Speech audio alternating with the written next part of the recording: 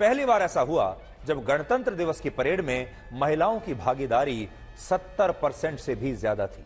और इससे भी बड़ी बात यह है कि आज भारत के गणतंत्र दिवस की परेड भारतीय वाद्य यंत्रों के साथ शुरू हुई, जिसमें 100 से ज्यादा महिला कलाकारों ने शंख, नादस्वरम और नगाड़े जैसे अन्य पारंपरिक वाद्य यंत्र बजाकर इस परेड की औपचारिक शुरुआत की। और आज पहली बार 1,500 महिलाओं ने सांस्कृतिक झांकी में लोक नृत्य किया।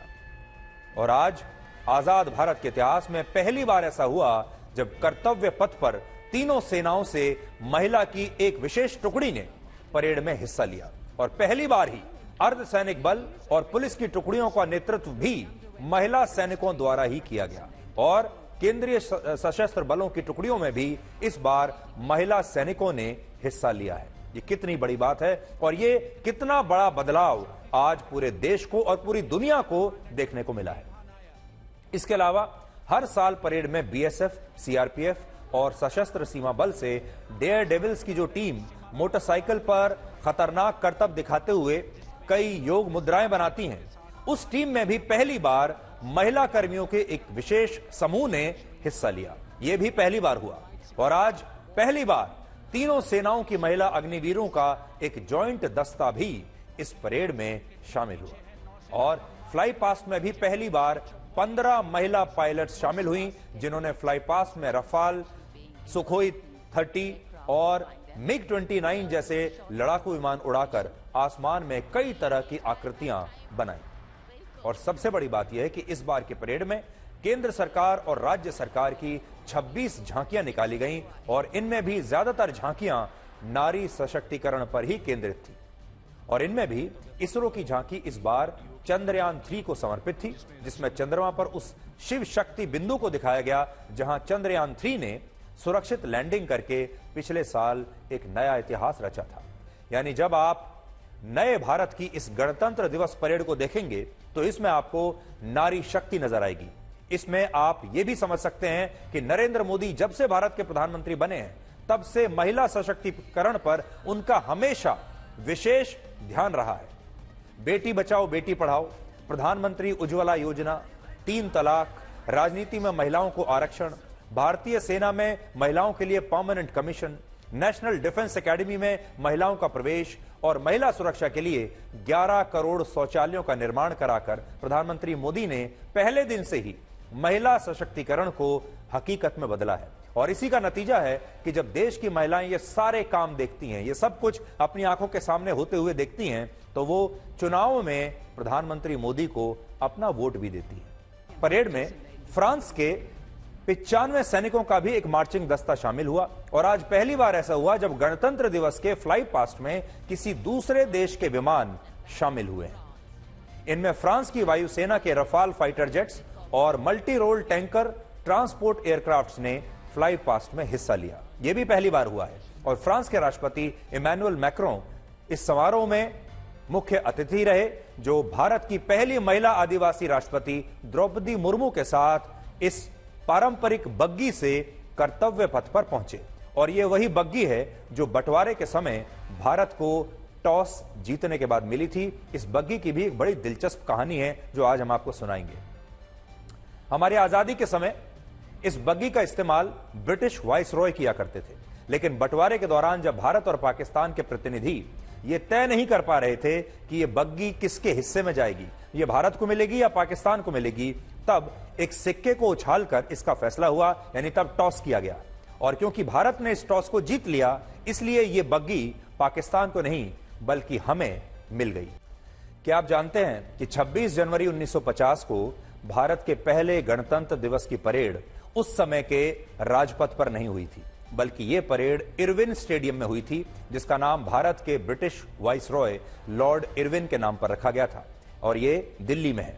लेकिन अब इस स्टेडियम का नाम मेजर ध्यानचंद स्टेडियम हो चुका है। और उस समय इस परेड में हमारे देश की सेना के कुल मिलाकर 3000 जवानों ने हिस्सा लिया था और वायुसेना के 100 से ज्यादा एयरक्राफ्ट्स ने आसमान में फ्लाई पास्ट किया था। और इस पहली गणतंत्र दिवस की परेड में इंडोनेशिया के पहले राष्ट्रपति, जिनका नाम था सुकर्णो, वो मुख्य अतिथि के तौर पर शामिल हुए थे। इसके अलावा इसी दिन डॉक्टर राजेंद्र प्रसाद भारत के पहले राष्ट्रपति बने थे और तब इस परेड की शुरुआत सुबह नहीं बल्कि दोपहर 2:30 बजे के बाद हुई थी। हालांकि वर्ष 1955 में राजपथ पर पहली बार गणतंत्र दिवस परेड की शुरुआत हुई और यह सिलसिला आज तक बना हुआ है। यह बात अलग है कि अब राजपथ का नाम बदलकर कर्तव्य पथ कर दिया गया है, लेकिन इस बार एक बड़ा अंतर यह भी है कि आज की परेड राजपथ पर नहीं बल्कि कर्तव्य पथ पर हुई, जिसका मतलब यह है कि भारत कर्तव्य पथ पर अब बहुत मजबूती से आगे चल पड़ा है। भारत के पहले प्रधानमंत्री पंडित जवाहरलाल नेहरू ने भारत का संविधान लिखने के लिए स्वयं प्रेम बिहारी नारायण का चुनाव किया था। उन्होंने स्वयं किया यह चुनाव, लेकिन दिलचस्प बात यह है कि इस दौरान दोनों की ही एक शर्त भी थी। नेहरू की शर्त यह थी कि भारत का संविधान अंग्रेजी भाषा में और इटैलिक फॉन्ट स्टाइल में लिखा जाए। यह नेहरू की शर्त थी और प्रेम बिहारी का कहना था कि वो ये संविधान इस शर्त पर लिखेंगे जब उन्हें इसके हर पन्ने पर अपना नाम और आखिरी पन्ने पर अपना और अपने दादाजी का नाम लिखने की इजाजत दी जाएगी। उन्होंने तब पंडित नेहरू से यह भी कहा कि उन्हें इस काम के बदले में कोई पैसा नहीं चाहिए, यह काम वो मुफ्त में करेंगे, लेकिन वो बस संविधान के हर पन्ने पर अपना नाम देखना चाहते हैं। और आज भी संविधान की जो मूल प्रति है उसके हर पन्ने पर यहां नीचे उनका नाम प्रेम लिखा हुआ है। यह बात जानकर आपको और भी हैरानी होगी कि भारत ने अंग्रेजों से आजादी मिलने के बाद अपने संविधान की रचना की, यानी हमने अपना संविधान खुद लिखा, बनाया, उसकी रचना की, लेकिन इस संविधान की मूल प्रति अंग्रेजी भाषा में ही लिखी गई। तो सोचिए, जब हम आजाद हुए, अंग्रेजों से आजाद हुए, जब एक स्वतंत्र राष्ट्र के तौर पर हम अपना निर्माण कर रहे थे, किसी भी स्वतंत्र राष्ट्र की जो पहली चीज होती है, जो आत्मा कही जाती है, वो होता है उसका संविधान। लेकिन जब हमने अपना संविधान बनाया, उसे भी हमने अंग्रेजी में लिखा, हिंदी में नहीं लिखा, यानी उन लोगों की भाषा में लिखा जिन्होंने हमें गुलाम बनाकर रखा था। और हमारी जो आत्मा है वो कम से कम अंग्रेजी को तो नहीं समझती थी। इससे भी बड़ी बात यह है कि भारत का संविधान दुनिया का इकलौता ऐसा संविधान है जो 1-2 नहीं बल्कि 10 से ज्यादा देशों से प्रेरित है। और इन 10 देशों के नाम आज आप इस नक्शे पर देख सकते हैं। अपना संविधान बनाने से पहले हमने इन 10 देशों के संविधान को स्टडी किया, देखा कि इन 10 देशों में क्या होता है, इन्होंने अपने संविधान में क्या क्या लिखा है। और इनमें संसदीय व्यवस्था ब्रिटेन के संविधान से, मौलिक अधिकार अमेरिका के संविधान से, केंद्र सरकार को मिलने वाली आपातकालीन शक्तियां जर्मनी के संविधान से, आजादी और समानता का सिद्धांत फ्रांस के संविधान से, और राज्य से ज्यादा शक्तियां केंद्र सरकार के पास होनी चाहिए, ये विचार हमने कनाडा के संविधान से लिया। यानी ये जितने भी आइडियाज हमारे संविधान में हैं, जो हमारे विचार हैं, ये सब हमने किसी दूसरे देश के संविधान को पढ़कर लिए। यानी भारत का संविधान पश्चिमी देशों के संविधान से प्रेरित था और इसलिए भारत का संविधान आज दुनिया का सबसे बड़ा लिखित संविधान भी माना जाता है। कांग्रेस पार्टी की सरकार संसद में एक कानून लेकर आई। याद रखिएगा, वर्ष 1991 क्या कानून लेकर आई? इसे कहते थे प्लेसेस ऑफ वर्शिप एक्ट। यह कानून कहता है कि अयोध्या को छोड़कर, यानी अयोध्या में राम मंदिर, बाबरी मस्जिद के विवाद को छोड़कर देश में सभी धार्मिक स्थलों को उसी यथास्थिति में बरकरार रखा जाएगा जो 15 अगस्त 1947 से पहले की थी। यानी 15 अगस्त 1947 से पहले अगर किसी स्थान पर मस्जिद थी तो वो मस्जिद भविष्य में भी मस्जिद ही रहेगी, और किसी स्थान पर अगर मंदिर था तो वो भविष्य में मंदिर ही रहेगा। लेकिन जो यथास्थिति 15 अगस्त 1947 से पहले की थी वही रहेगी। एक ही अपवाद है और वो था अयोध्या में राम मंदिर और बाबरी मस्जिद। और इसके लिए कांग्रेस पार्टी ये कानून लेकर आई। ये कानून जब संसद में पेश हुआ तब बीजेपी विपक्ष में थी और बीजेपी बार बार यही कह रही थी कि इस कानून का मकसद उन मस्जिदों को बचाना है जिनका निर्माण मंदिरों को तोड़कर किया गया है। वरना आप खुद सोचिए कि इस कानून की हमारे देश में आजादी के बाद लाने की क्या आवश्यकता थी। जाहिर है इस कानून की जो आवश्यकता थी वो सिर्फ ये थी कि जितनी भी मस्जिदें हैं वो वैसे ही बरकरार रहें।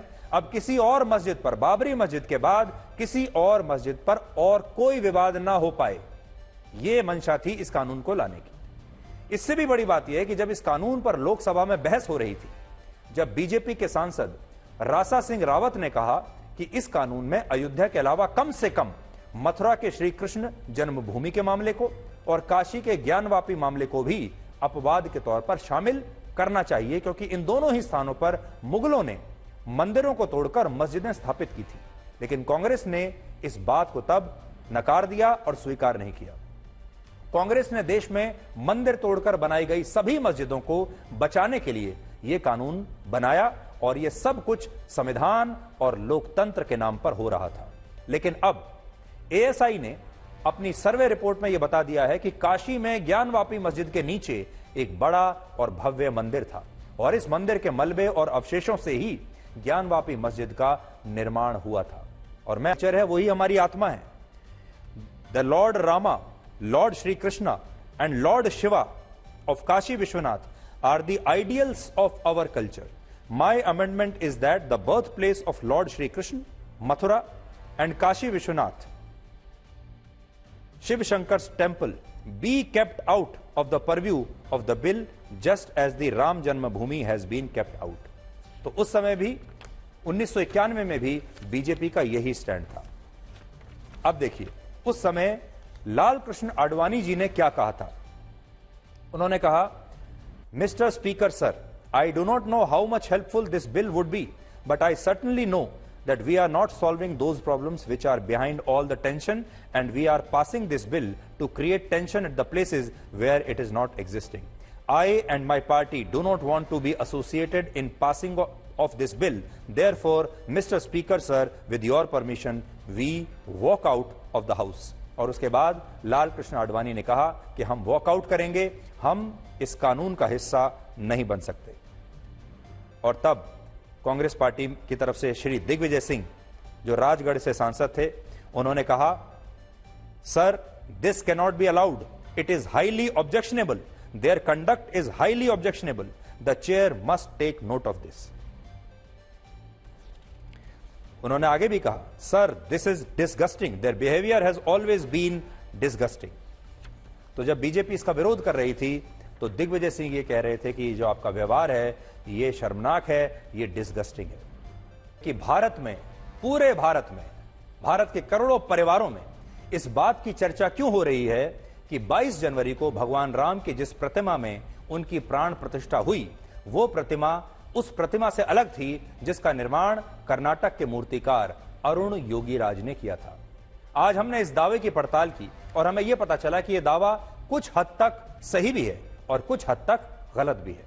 यह बात सही है कि प्राण प्रतिष्ठा के बाद प्रतिमा का स्वरूप और उसका आकर्षण बदल गया है और यह आकर्षण पहले से कई गुना ज्यादा हो गया है और जो भी इस प्रतिमा को देखता है वो आनंद में और भक्ति में डूब जाता है। वो कनेक्ट जो होता है आपका, आप उसे महसूस कर पाते हैं। चाहे आप अयोध्या में राम मंदिर ना भी जाएं, आप अपने मोबाइल फोन पर भी वो जब तस्वीर देखते हैं तो आपको एक अलग ही प्रकार के आनंद की अनुभूति होती है। लेकिन यह बात गलत है कि ऐसा प्रतिमा को बदलने की वजह से हुआ है। ऐसा प्रतिमा को बदलने की वजह से नहीं, बल्कि प्रतिमा में रामलला की प्राण प्रतिष्ठा होने की वजह से हुआ है। और जो प्रतिमा रामलला की प्राण प्रतिष्ठा से अलग नजर आ रही थी पहले, उसी प्रतिमा का स्वरूप प्राण प्रतिष्ठा के बाद पूरी तरह से बदल गया था। और इससे जो प्रतिमा पहले एक शिला की थी, उस शिला में भगवान राम के प्राण आने से उस शिला का स्वरूप बिल्कुल बदल गया।